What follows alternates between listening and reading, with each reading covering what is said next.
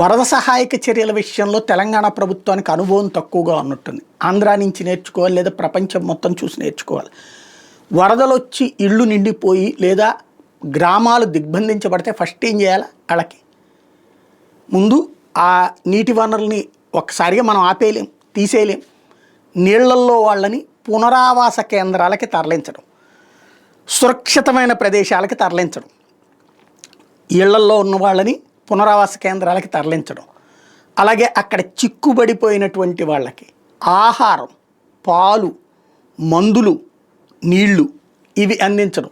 చుట్టూ నీళ్లు ఉంటాయి కానీ తాగడానికి పనికిరావు, తినడానికి తిండి ఉండదు, ఇంట్లో నీళ్లు ఉంటే వంటే వండుకుంటారు, ఇంట్లో పిల్లలకి పాలెక్క నుంచి తెస్తారు, అవి ఏర్పాటు చేయాలి. మొన్నటించి వచ్చినటువంటి వరదలకి మొన్న రాత్రి చూసా, సరే ఇప్పుడే కదా ఏమైనా చేస్తారేమో అని చూసా. నిన్న చూసా ఏమన్నా ఇన్ని పొట్లాలు పంచారు, ఇంత చేశారు ఇదని చెప్పేసి, నథింగ్. ఇవాళ మధ్యాహ్నం దాకా చూస్తే కూడా హెలికాప్టర్లు వచ్చినాయి, రెస్క్యూ చేస్తున్నారు అన్నటువంటి కాన్సెప్ట్ తెప్పించి హెలికాప్టర్ల ద్వారా కూడా ఫుడ్ డిస్ట్రిబ్యూషన్ చేయాలా? అరే ఇవాళ డ్రోన్లు వచ్చిన రోజులు, డ్రోన్ల ద్వారా డిస్ట్రిబ్యూషన్ చేయాలా? ప్రభుత్వం నిమ్మకి నీరెత్తినట్టు వ్యవహరిస్తోంది. అంత అవగాహన రాహిత్యంతో ఉన్నారా? అంత ప్లానింగ్ లేదా? పునరావాస శిబిరాలు ఏమైపోయినాయి? ఏమన్నా ఇప్పుడు ఏమైనా పెడుతున్నారేమో ఈ వీడియో చేసేది తర్వాత.